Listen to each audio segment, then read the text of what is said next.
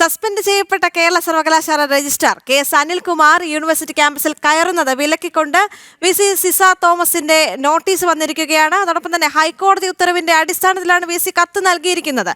ഇതുമായി ബന്ധപ്പെട്ടുള്ള കൂടുതൽ വിവരങ്ങളും കൂടി പ്രജിത്ത്.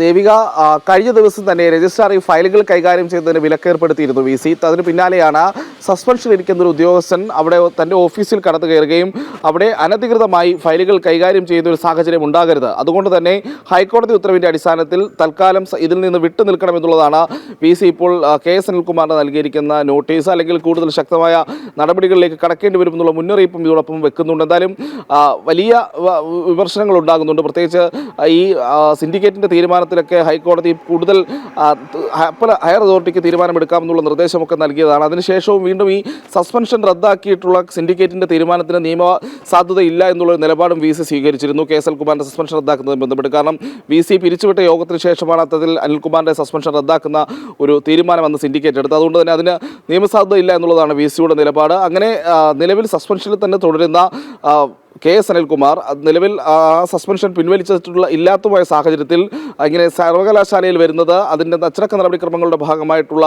എല്ലാ ചട്ടങ്ങളുടെയും ലംഘനമാണ് എന്നുള്ളൊരു കാര്യം കൂടിയാണ് വി.സി. ഇതിലൂടെ ചൂണ്ടിക്കാട്ടുന്നത്.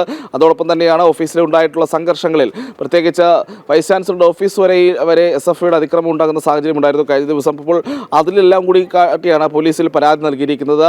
കുറ്റക്കാരായ ആളുകൾക്കെതിരെ ശക്തമായ നടപടി സ്വീകരിക്കണമെന്നുള്ള ആവശ്യവും വി.സി. മുന്നോട്ട് വെക്കുന്നുണ്ട്. ദേവിക, പ്രജിത്തോടൊപ്പം തന്നെ ഓഫീസ് പ്രവർത്തനങ്ങളെ തടസ്സപ്പെടുത്തിയതിലും പരാതി നൽകിയിട്ടുണ്ടല്ലോ.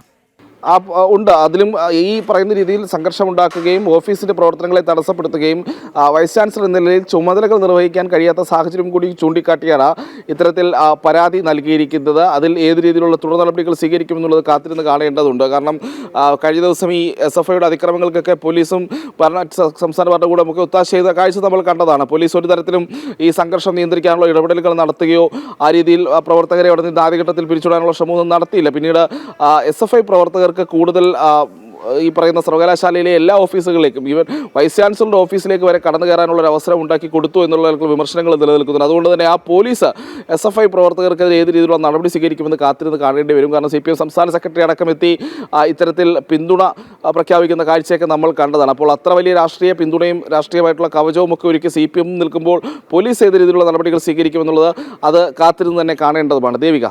ശരി പ്രജിത്ത്.